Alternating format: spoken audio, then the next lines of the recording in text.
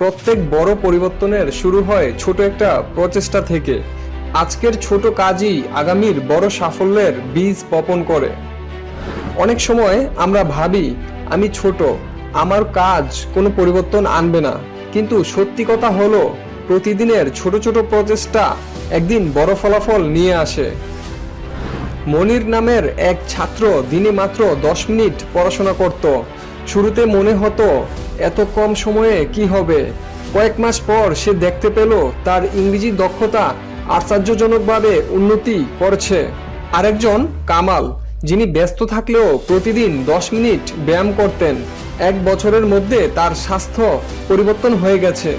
এরা শুধু দুজনই উদাহরণ, কিন্তু হাজার হাজার মানুষের গল্পও একই। ছোট প্রচেষ্টা জমে জমে একদিন বড় সাফল্য আনে। আপনারাও শুরু করতে পারেন আজ থেকেই। কয়েকটি সহজ টিপস। 1. প্রতিদিন শুধু 10 মিনিট নতুন কিছু শেখার অভ্যাস করুন। 2. ছোট ছোট লক্ষ্য ঠিক করুন, বড় লক্ষ্য একসাথে নেওয়ার চেষ্টা করবেন না। 3. ধারাবাহিক থাকুন, ব্যর্থতা হলে ভয় পাবেন না। মনে রাখবেন, ধারাবাহিক ছোট প্রচেষ্টা একদিন বড় পরিবর্তন আনবে।